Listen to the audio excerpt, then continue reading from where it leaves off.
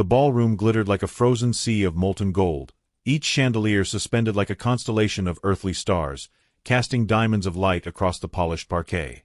The scent of lilies, roses, and burning wax mingled with the faint metallic tang of winter's frost pressing against the tall windows.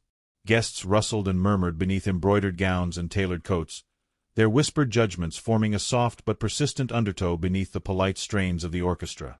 It was in this world of measured laughter and polite bows that Lady Eloan Hargrave stepped, her gloved hand clutching a fan, her heart thudding as though it wished to escape her chest entirely. She moved with a slow, deliberate grace, as if willing the murmurs to pass over her like wind over water. But no matter how composed her exterior, each glance, each sideways smirk, carved into her a quiet ache. Eloan had not come to delight herself with the music or the warmth of the ballroom. Her presence was demanded by her family's pride, a gilded obligation that weighed heavier than the velvet of her gown. Society had long since whispered its verdict on her. Some called her foolish, others less kindly, but she had borne it with a dignity that, even in her own mind, sometimes felt like a brittle mask. Tonight, however, the mask threatened to splinter. She had barely crossed the threshold when the familiar, cold eyes of the aristocracy fell upon her, lingering in judgment. She could hear the lowest murmurs. A broken engagement. Unwise. Unfit. The words stung less for their meaning than for their unanimous echo. Her father's voice, clipped and efficient, reminded her that politeness was a currency she must spend liberally tonight. Eloan, remember your posture. Remember the Hargrave dignity. She nodded once, tightly, willing herself to remember it. And yet, no amount of training or inherited grace could armor her against the collision that awaited her. For in the opposite corner, framed by the flickering candlelight, he stood, the Duke of Aylesbury. A figure as commanding as the carved oak of the hall, as untouchable as the snow-dusted rooftops outside. The room itself seemed to pause when he moved, every gentleman straightening, every lady stilling, as if the chandeliers themselves waited for his approval. Eloan's stomach clenched. The sight of him, the man who had once called her promised, once traced the line of her cheek with reverent admiration, filled her with a cocktail of dread and longing she had believed long buried. It was then that the young, cruelly sharp Lady Stanhope, gliding past in her silken green gown, spoke loud enough for half the room to hear. "Since when did you ever have a suitor, Lady Hargrave?" The words, sweetly cruel as poisoned honey, cut through the orchestra, through polite conversation, through the fabric of Eloan's composure. Gasps, small and deliberate, rippled across the room. She felt the eyes of her acquaintances, her would-be friends, linger on her with the satisfaction of a verdict rendered. And somewhere deep in her chest, the unspoken accusation settled, that she had been, and would always be, a woman out of place in the narratives of the powerful. The Duke froze. A single tilt of his head, a narrowing of his eyes, betrayed the storm that no polite mask could contain. His gloved hands, so often steady in public, clenched briefly at his sides. Eloan, for all her cultivated poise, felt the sudden, violent tightening of her heart. The past, the nights of whispered confidences, the gentle brush of fingers in the privacy of the Hargrave gardens, the stolen glances beneath gaslight, pressed upon her with the force of the present, a relentless reminder that the man before her had been hers, and in some private, unspoken sense, still was. Yet she did not falter. She let the moment stretch, allowing the tension to coil like smoke in the candlelit hall, curling around her spine. Her answer, when it came, was not a flustered denial nor a defensive flinch. Instead, she inclined her head slightly, her voice calm and deliberate, a silken dagger wrapped in politeness. A man of dignity knows how to cherish what others discard. The words, quiet yet pointed, set the hall ablutter. The guests' murmurs turned sharper, more speculative. A few raised eyebrows spoke the outrage of privilege and jealousy, others leaned in, curiosity sharp as a needle. And the Duke, still frozen, still consumed by a storm of jealousy and disbelief, could scarcely breathe. Eloan moved past the whispered tides of society, each step measured, her fan opening and closing with the precision of a metronome. She was aware of him behind her, a shadow she could feel but not see, a presence that pressed against her consciousness with the weight of what was lost and what remained unspoken. The Duke's jaw tightened. He had not imagined such a reply, had not anticipated that she would wield her dignity as both shield and blade. The room, meanwhile, seemed to notice only the drama, savoring the spectacle without comprehending the personal stakes, the deep, aching truth that underlay the polite deception of their postures. A servant tripped nearby, and the clatter seemed deafening in contrast to the frozen silence between the Duke and his former fiancée. She let her gaze sweep across the room, noting the stares and whispered approximations of scandal, yet never faltering in her rhythm. For each whisper of judgment, she carried a memory, a fragment of herself preserved against the erosion of society's cruelty. And as the orchestra swelled into a lilting waltz, she felt the first real tremor of fear, that in revealing the hint of a life she had not fully surrendered, she had opened a door that could never be closed. The Duke's hand twitched almost imperceptibly, a subtle but violent testament to the jealousy clawing at his control. He had believed he could maintain distance, cultivate polite restraint, but these words, delivered so calmly, pierced the fragile dam he had constructed around his emotions. He would have turned away, vanished into the crowd, yet he could not. Each word she had spoken, each poised step, demanded his attention, demanded his recognition, and refused the polite concealments of society. For the first time in months, he felt the sharp edge of what he had lost, the quiet betrayal not of her choosing, but of circumstance, deception, and the cruel imperatives of lineage. As the waltz concluded and the guests shifted toward new dances and new gossip, Eloan retreated momentarily to the shadowed corner of the hall, her chest heaving beneath the velvet folds of her gown. She allowed herself the briefest glance over her shoulder. There he remained, statuesque, but trembling at the edges in ways no eye but hers could discern. The clash of pride and jealousy, of love preserved yet restrained, was a private storm amid the ballroom's glittering calm. A candle flickered and guttered, sending shadows dancing across the gilded walls, and for a fleeting moment, the Duke's eyes met hers fully, without pretense, without the armor of duty or decorum. In that instant, the world narrowed. It was her and him, and the unspoken history that bound them tighter than any engagement ring or title. Yet she did not speak. She could not. And still, the room whispered, the chandeliers swayed, and the heart of the Duke froze in the gravity of her reply, leaving him suspended between what was, what had been, and what could never again be denied. And then, as if the universe itself paused to witness the collision of dignity, jealousy. By morning, the ballroom's whispered judgments had taken residence in the city's breath, carried through London like smoke drifting over cobblestone streets. Carriages rattled through frost-stiffened avenues, and the day's papers, in crisp black ink, hinted at scandal with every headline. Lady Hargrave and the mystery suitor, gossip at the Aylesbury ball, one proclaimed, each word sharpened to inflict a delicate humiliation. Eloan's eyes, shadowed beneath the brim of her bonnet, traced the inked letters with an indifferent grace, though her fingers trembled as if the paper itself were alive with accusation. She had learned long ago that the world would speak whether she moved or stayed silent, yet the suddenness of this public scrutiny pressed against her with a force that left her lips pale. The letter had arrived that morning, bearing no name, no seal beyond a pressed bluebell tucked between the folds of parchment. Its scent, faintly floral, recalled a garden of private evenings, where moonlight had silvered leaves and whispered promises had taken root in secret. She unfolded it slowly, the handwriting elegant, measured, yet unmistakable. I remember.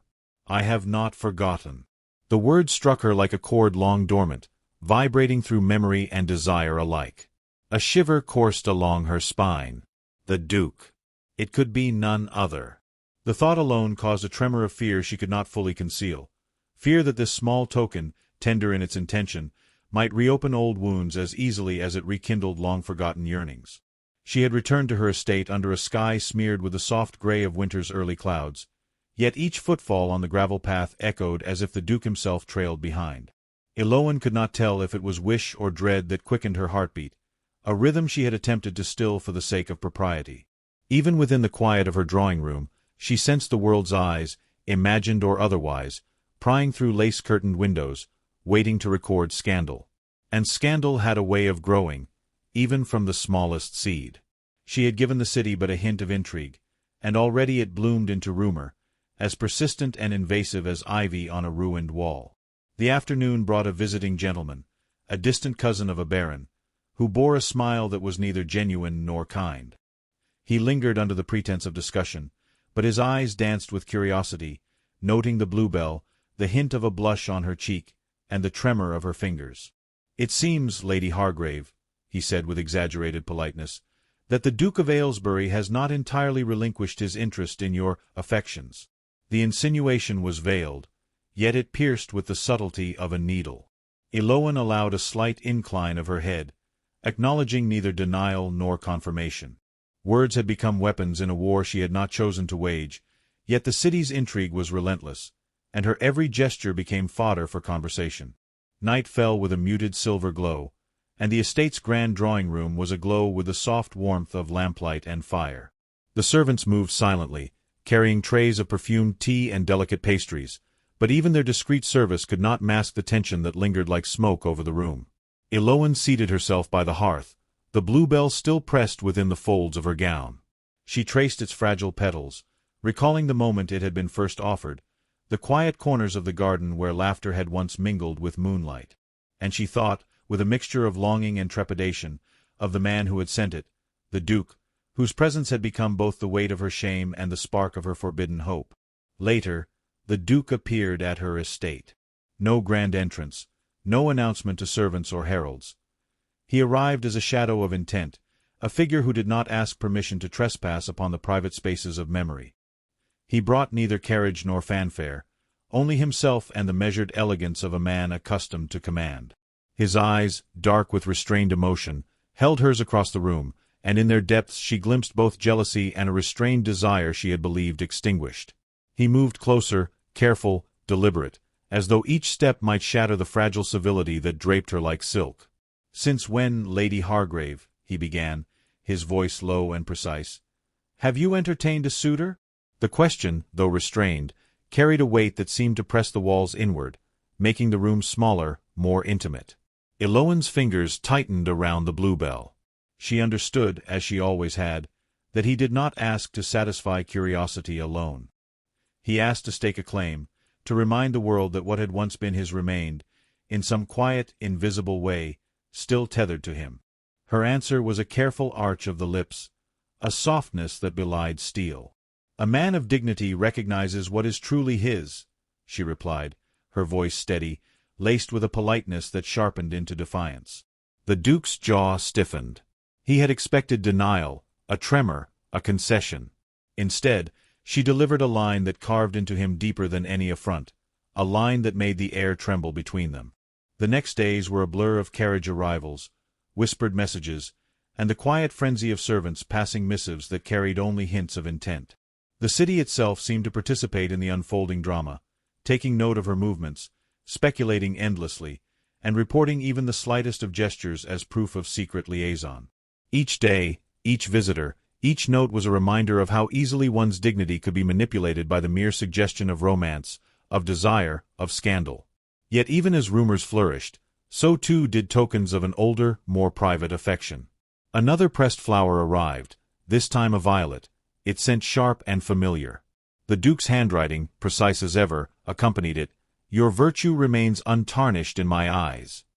The words were an anchor amid the swirl of speculation, yet they carried with them a silent challenge, to navigate the treacherous waters of society while acknowledging a bond that the world sought to sever. By the week's end, a public appearance tested both courage and restraint. A winter charity event brought them into the same gilded hall once more. The Duke approached with deliberate formality, intending perhaps to speak, perhaps merely to observe. But another gentleman, a rival whose intentions were anything but innocent, offered his arm to Eloan. The guest's eyes widened, the scent of scandal sharp in the air. And the Duke, restrained by etiquette yet aflame with jealousy, could only stand, observing the subtle play of gestures, the delicate dance of propriety and desire. When the rival gentleman turned, satisfied with the impression made, Eloan's glance met the Duke's, and in that instant, the room dissolved. She recognized in him the silent fury, the restrained longing, and the deep, unyielding affection that had always been hidden beneath his exterior. The city's gossip could swirl endlessly, the papers could print insinuations, but between them, the history of a love once promised, lost by circumstance, and now subtly renewed, held dominion. And as the night drew its silken curtain across the streets of London, the Duke finally approached, voice low, edged with jealousy and desire alike. "Since when did you have a suitor, Eloan?" She turned slightly, letting the candlelight catch the edge of her profile, eyes glimmering with secrets yet unspoken. The snow lay thick over the Hargrave estate, a pristine blanket that muffled the distant sounds of the city, softening the edges of reality until all that remained was the stillness of memory and the brittle hush of winter. Lady Eloan moved along the garden path, her skirts brushing the frost-laden hedges, the crisp air filling her lungs with a chill that seemed to sharpen her thoughts. The lanterns, hung with deliberate care along the walkway, flickered in the wind, casting tremulous shadows across the snow, shadows that danced as if they carried the weight of her secrets. She paused at the wrought-iron gate, gloved hands tightening around the cold bars, and allowed herself the briefest moment to wonder if he would truly come, or if the courage she felt would be met with the same silent restraint that had defined their last encounter. The crunch of boots upon snow announced him before she saw him, and the Duke emerged from the shadows with a measured elegance that had once captivated her entirely. He removed his gloves, hands trembling imperceptibly, betraying the storm beneath his composed exterior. His eyes, dark as winter skies, sought hers immediately, and she felt the familiar pull, a magnetic force that bridged the space and time that society had insisted upon. No words were necessary in that first instant. The silence itself bore witness to years of longing, regret, and the quiet ache of what had been denied. He had not come to demand explanations in the blunt language of society. He had come to uncover truth, to confront what had been veiled by duty, deception, and pride. "I should not have come," he murmured at last, voice low, trembling with the restraint of a man who had rehearsed his decorum for countless months. Yet there was no pretension in it, only the raw admission of his presence, of his vulnerability. Eloan shook her head slightly, the lantern light catching the angle of her profile, revealing a grace she had cultivated in spite of the city's scrutiny. "And yet you have," she replied softly, her words a gentle rebuke and an invitation all at once. The wind snatched them, carrying the sound along the hedgerows, as if the very night were a conspirator to their clandestine meeting. They walked together in silence, the only accompaniment the crunch of snow beneath their boots and the occasional distant chime of a clock tower, tolling hours that had long since lost their relevance to hearts imprisoned by memory. Finally, the Duke stopped beneath an arch of frost-laden ivy, where the garden lantern cast a halo around them both, isolating them in a world where societal constraints could not reach. His gaze held hers, insistent yet cautious, and she felt the weight of the years between them collapse into a single, aching moment. "Tell me," he said, the words more a plea than a command, "why did you let them believe it was your choice to leave?" Eloan drew in a breath, letting the cold prick her skin, focusing her mind on the measured cadence of truth. "Because it was safer," she admitted, voice trembling but steady. "For both of us. Your family. They would have forced you to choose between love and duty. I could not bear to see you torn. So I wore the mask of acquiescence, though every step away from you fractured my heart." Her eyes glistened with the reflection of the lanterns, revealing the quiet torment she had carried in silence. The Duke's jaw tightened, his lips pressing into a thin line, betraying the surge of emotions he sought to conceal. Anger, jealousy, guilt, and longing collided within him, a tumultuous storm held in the measured exterior of a nobleman. He stepped closer, the snow beneath their boots crunching in protest, and lowered his voice until it was almost a whisper, meant only for her. "And I believed you had forsaken me willingly," he confessed, the restraint of years unraveling in those few words. "I thought the heart that once promised me everything had chosen another path, leaving me to honor the pretense of our separation while you moved on without me." Pain laced each syllable, yet beneath it there was a vulnerability that society would never permit him to reveal openly. Eloan's hand brushed a strand of hair from her face, and in that simple gesture lay 1,000 unspoken confessions, a silent acknowledgment that her heart had never truly left him. The wind swirled around them, a soft, icy embrace that carried the scent of pine and distant smoke. She reached out, hesitating only a fraction, then allowed her gloved fingers to rest near his. Not touching, yet close enough for the heat of human presence to bridge the years of absence. "Do you not see?" she whispered, eyes locked upon his. "Every action, every choice I made, was to protect what we could not claim openly. And every moment without you was agony disguised as obedience. I never stopped caring. I never stopped loving you, even as the world sought to erase what was ours." The Duke's hand twitched, and he swallowed, struggling to maintain composure. His voice, when it emerged, was thick with restrained emotion. "Eloan, I cannot reconcile the man I was with the man I am now, except to recognize that every step away from you was a step too far. My pride, my family's demands. They were shackles I thought I could honor, yet in truth, they were chains that bound me from what should have been mine to protect. The confessions spilled forth, yet each was measured, wrought from a lifetime of aristocratic discipline and the desperate need to reclaim what had been lost. The snow fell harder, as if the heavens themselves sought to veil the intimacy of their revelations. Eloan's eyes softened, reflecting both sorrow and the fragile hope that glimmered beneath. "Then what shall we do now?" she asked, barely audible, a question that carried both the terror and the yearning of her heart. The Duke's gaze, dark and fathomless, held hers as though willing her question into existence and seeking an answer that only truth could provide.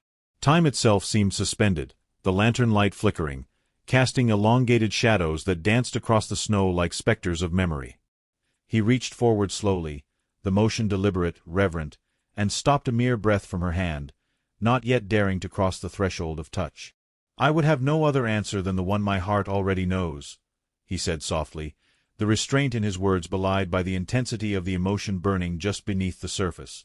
A carriage bell sounded in the distance, faint yet jarring, a reminder that the world remained unyielding, impatient, ever watchful.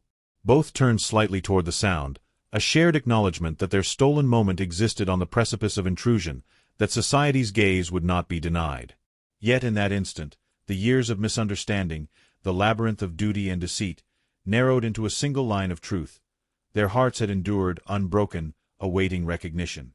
And as the wind stirred the snow at their feet, carrying the faintest scent of frost and pine, the Duke finally whispered the words she had longed to hear and feared in equal measure. "I have not relinquished what is yours, Eloan. And I shall not allow another to claim it, not if I can prevent it." She met his gaze fully, the fragile hope within her trembling, the memory of past sorrows brushing against the sharp edge of longing. Between them, suspended in the hush of winter and the delicate lattice of truth, the past collided with the present, leaving only the unspoken promise that what was lost could, if courage prevailed, be reclaimed. The winter banquet hall of Aylesbury House gleamed under 1,000 flickering candles, their golden light refracting across crystal decanters and polished silver, setting the grand room ablaze with reflected fire. The assembled guests moved in choreographed elegance, their gowns and coats forming a sea of velvet and satin, punctuated by the jeweled glint of necklaces and cufflinks. Yet beneath the surface of civility, under the polite smiles and measured bows, the current of gossip ran swift and unrelenting, carried by glances, whispered syllables, and the faintest brush of a fan. Lady Eloan Hargrave, gliding past the grand staircase with careful composure, felt every eye as though it were a needle pricking her awareness. Her previous encounter with the Duke, a private confession in the snow-laden garden, had left her heart trembling and alive. And now, with the weight of society pressing against her shoulders, she sensed the fragile thread upon which her dignity and desire both hung. The Duke's presence was immediate and commanding. He entered with the deliberate ease of one who owned not just a title, but the very air of a room, yet his eyes, when they found hers, betrayed the storm that no aristocratic mask could contain. Whispers coursed like wine through the hall, some curious, some envious, others scandalized. He approached with measured steps, his expression set in the poise of authority, though beneath it flickered a flicker of impatience, of longing restrained. His gloved hand brushed briefly against the banister as he ascended, the gesture almost imperceptible yet loaded with a magnetic gravity that had long haunted Eloan's memory. The previous rumor, that a mysterious suitor had appeared in her life, had blossomed into full-fledged speculation, whispered from corner to corner with eager relish. And now, in the midst of this gilded audience, he intended to confront it, to reclaim the truth in a manner befitting both dignity and defiance. The hall seemed to contract, the murmurs fading as he spoke, his voice low yet resonant enough to carry to the attentive ears of those nearest. "It has come to my attention," he began, deliberate and unwavering, "that scandal, ever eager for its prey, has taken liberties with truths both delicate and vital." His eyes, dark and unwavering, settled upon Eloan, whose heart beat a rhythm of anticipation and apprehension. Let it be known that what is presumed by gossip is oftentimes a shadow, faint and distorted, of what reality holds. The room, in its grandeur, fell into a hush of stunned attention. The flaring candles reflected in eyes wide with astonishment. The Duke, so often a figure of formal detachment, had laid his claim in words that carried both authority and vulnerability, commanding attention while opening his soul to those he had long maintained at a distance. Eloan's breath caught as he continued, each phrase a carefully poised declaration that left little room for misinterpretation. The lady whom society presumes to be at liberty, whose name has been whispered as though her virtue were negotiable, is under my concern, my respect, and the protection of my honor. The weight of his words sank into the guests, a revelation that challenged the carefully constructed hierarchy of gossip. Eyes turned, some bright with envy, others softened by admiration. And Eloan, her gloved hands pressed lightly to her chest, felt the room shift, the atmosphere tilting on the fulcrum of this declaration. The Duke had made his stand, and though it was yet measured and composed, it carried the subtle tremor of the man who had loved silently for too long. The rival gentleman, who had earlier insinuated himself into the spaces between them, flushed beneath the scrutiny of the Duke's gaze. His confidence faltered, his polite bow faltering into a half-stammered apology. Eloan's eyes met the Duke's, the silent acknowledgment passing between them a language older and truer than any spoken etiquette. In that glance, the months of misunderstanding, the rumors, and the private torments of heart converged. The banquet hall, despite its grandeur and the prying eyes of the aristocracy, became a stage for a subtler, yet infinitely more consequential, drama, a confrontation of truth, loyalty, and desire. He moved closer, glancing toward the gathering of onlookers, and lowered his voice, ensuring that only she could hear. I have acted with restraint, Eloan, because the world is ever eager to misread tenderness as weakness and devotion as folly. But no longer. If honor or propriety is to be preserved, it shall not come at the cost of the heart's rightful claim. His hand hovered near hers, inches apart, as if to bridge the space without defying decorum. She felt the tremor of it, the pulse of sincerity and restrained emotion that spoke louder than any public declaration. The snow of memory, the frost of misunderstanding, melted in that instant, leaving only the warmth of unspoken reconciliation. The orchestra, aware perhaps of the tension, swelled with a lilting strain, its notes curling around the room like smoke from a candle, accentuating the intimacy of the moment amidst the gilded formality. Eloan's gaze softened, and with the faintest nod, she acknowledged the weight of his words, the recognition of a devotion that had endured through separation, rumor, and the cruelty of circumstance. She, too, had carried the ache of absence and the fear of misjudgment, the quiet hope that the man who had once claimed her heart might still honor it. And in this instant, surrounded by the grandeur of candles, silk, and polished wood, the distance that had separated them for so long seemed to narrow, as if bridged by the sheer force of truth and the courage of revelation. Yet the world was never far behind, nor were the stakes so easily contained. A sudden interruption, a subtle murmur of servants reporting a message, the faint shuffle of noble feet adjusting to new awareness, reminded them both that their fragile moment of recognition existed under the scrutiny of an audience ever eager to witness scandal. The Duke's hand moved fractionally, as though to shield her, to signal that despite the need for appearances, his claim, both public and private, remained unyielding. Eloan understood the gesture, and for the first time since the snow-laden garden, she felt an unspoken alignment, a shared understanding that love, once deferred, could still assert its claim in defiance of expectation. As the banquet drew on, the Duke, mindful of society yet unwavering in intent, guided Eloan through the intricacies of social interaction, speaking softly enough for only her to hear, his words a shield against whispers. He reminded her of strength in composure, of dignity in subtlety, and of courage in the assertion of truth. And when the candles dimmed to their final flickers, casting a warm, trembling glow across the room, he paused, resting a gloved hand near hers, the distance between them charged with the electric tension of confession, protection, and desire. Outside, the first hints of frosted morning began to press against the windows, but inside, the warmth of revelation lingered, filling the space between them with an intimate gravity. She understood that this prelude, this declaration amidst society, was both an assertion and a promise, that the tides of rumor would not dictate the course of their hearts, and that the path ahead, though perilous, was now illuminated by shared truth. Yet the presence of the Duke's mother, a shadowy arbiter of duty and lineage, loomed silently in the corridors, her approval neither given nor anticipated. The final challenge, the ultimate test of love against expectation, awaited them still. And so, as the Duke's eyes held hers, full of unyielding intent and the tempered heat of passion restrained by honor, Lady Eloan felt the fragile thrill of triumph mingle with the anxiety of looming confrontation. Their hearts, once estranged by circumstance and misunderstanding, had found alignment, yet the world beyond the flickering candlelight remained poised to intervene. The faintest smile curved upon her lips, tempered by apprehension, as she realized that the next step, what they would do, and what the world would allow, would determine not just the survival of their love, but the fate of their very identities within the rigid, scrutinizing halls of society. The ballroom of Aylesbury House, once resplendent in flickering candlelight, now held a tense hush, as if the very walls awaited the impending confrontation. The guests, resplendent in silk and velvet, paused mid-conversation, glasses suspended in hand, as whispers of curiosity and speculation spread through the grand hall.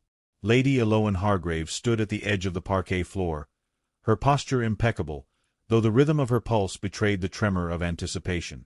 She had navigated rumors, endured the gnawing weight of judgment, and weathered the private ache of longing. Now, all of it converged in the space between her and the man who had never truly relinquished his claim on her heart. The Duke of Aylesbury entered the hall with measured authority, yet there was a palpable urgency in his stride. His coat brushed the polished floor like the sweep of a midnight shadow, and his eyes, dark and intense, found Eloan immediately. For a moment, the noise of the room faded, the soft clinking of glasses, the low murmur of servants, even the orchestra's tentative prelude, all subsumed by the gravitational pull between them. He approached with a weight of dignity, tempered by the vulnerability of a man who had loved in silence for far too long. Every step spoke of resolve, every glance of restrained longing. The hall, with all its grandeur, could not contain the tension. It shimmered like a fevered mirage, alive with the anticipation of confession and defiance. He paused before her, removing his gloves with deliberate care, revealing hands that had, for years, waged silent battles of restraint. His voice, low but steady, carried across the quiet room. "If honor demands I sacrifice love, then honor shall be the price of emptiness. Yet I will not relinquish what is mine by heart, by memory, and by truth." His words echoed in the hushed chamber, each syllable striking the assembled guests with the audacity of a declaration that defied convention. Eyes widened, jaws tightened, and whispers halted mid-breath. The Duke, revered and feared, had shattered the delicate dance of propriety with the force of uncompromising passion. Eloan felt her chest constrict and release in tandem with the gravity of his speech. She had endured rumor and speculation, endured the cold indifference of society and the faintest of jealous glances from her peers, yet nothing had prepared her for the raw intensity of this public, deliberate affirmation. She lifted her fan slowly, a delicate barrier and a silent gesture of acknowledgment, allowing the sweep of her gaze to meet his fully. In that exchange, every shadow of misunderstanding, every tremor of heartbreak, found clarity. The Duke's eyes, unwavering and filled with intent, conveyed a devotion both private and absolute, a tether that had survived distance, silence, and society's rigid dictates.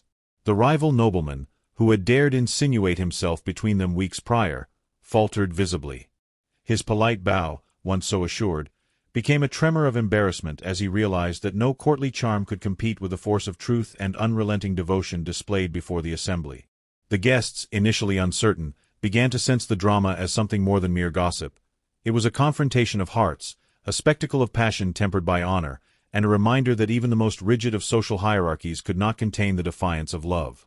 The Duke took another step, deliberate and careful, and lowered his voice, though it remained audible enough for her to hear over the murmur of society.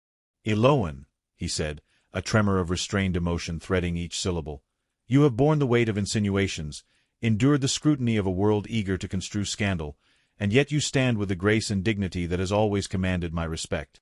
I claim no title, no fortune, no favor, only the right to protect the heart that has never ceased to belong to me." His hand hovered just inches from hers, the space charged with electric anticipation. Her breath caught. The bluebell, pressed and sent months ago, was tucked now against her chest, a symbol of the quiet persistence of their bond. It was a token that had survived cold nights, public insinuation, and the silent ache of separation. And now, in the midst of this audience, it became a bridge between hearts, a language beyond etiquette, beyond rumor, beyond fear. She allowed her fingers to brush the fabric of her gown near his hand, a gesture delicate, restrained, yet rich with unspoken meaning. The hall seemed to hold its collective breath, every eye riveted, yet the world beyond the candlelight ceased to exist. There was only the man before her, the history they shared, and the promise of a future they might finally claim. The Duke's voice, firm yet intimate, carried across the room once more. I kneel not for ceremony, nor for titles, nor for the approval of those who misunderstand the heart. I kneel for truth, for the years of silence endured, and for the hope that what was lost may be reclaimed. Slowly, deliberately, he lowered himself to one knee before her, the gesture both an act of devotion and a defiance of convention. Gasps swept through the audience, some startled, some scandalized, some moved beyond words. Eloan's heart thundered, caught between awe, relief, and the fragile thrill of recognition. Tears welled in her eyes, unbidden and shimmering in the golden candlelight. She extended her gloved hand, her fingers brushing his, and in that contact, the years of longing, the months of misunderstanding, the quiet torment of separation, all converged in a single electric pulse. I never doubted, she whispered, voice trembling with emotion restrained by decades of propriety, that my heart would be known to you still. The Duke's eyes softened, and he lifted her hand to his lips, a kiss upon the glove that was at once reverent, intimate, and definitive. The weight of silence that had separated them lifted, replaced by a tangible warmth, a shared victory over circumstance and expectation alike. Beyond the immediate intimacy of the moment, the room stirred. Guests inclined their heads, some with admiration, others with reluctant respect, yet all witnessed a spectacle that transcended scandal, the reclamation of love, tempered by honor, yet fearless in its assertion. Society could no longer dictate the terms of their bond. Their hearts, long restrained, had spoken with clarity that demanded acknowledgment. The Duke rose slowly, helping Eloan to her feet, their hands entwined at last, unbroken, unyielding, and charged with the quiet power of devotion that had endured every trial. The final challenge remained, the world outside the hall, the expectations of lineage, the rigid dictates of aristocracy. Yet within this golden room, lit by candle and warmed by the fires of honesty and courage, the first act of rebellion had been enacted. Eloan, glancing once more at the bluebell pressed to her chest, felt a serene certainty that, though obstacles remained, the man before her would confront them with equal courage. And as the orchestra swelled with the faint strains of triumph, a hush settled over the assembly, leaving both the Duke and Lady Eloan poised upon the precipice of a future forged not by rumor, not by expectation, but by the enduring, undeniable truth of their hearts. In the final shimmer of candlelight, as the hall exhaled and murmurs softened into respectful awe, the Duke whispered, so only she could hear, "We have reclaimed what was ours, Eloan. Now the world may judge, but it cannot undo what is true." She met his gaze, the warmth of snow-melted hope in her eyes, and together they stepped toward the grand doors, toward the carriage that waited in the night, into the soft hush of winter streets, leaving behind a room awash with awe, admiration, and the subtle envy of those who glimpsed a love that dared to defy the weight of all else.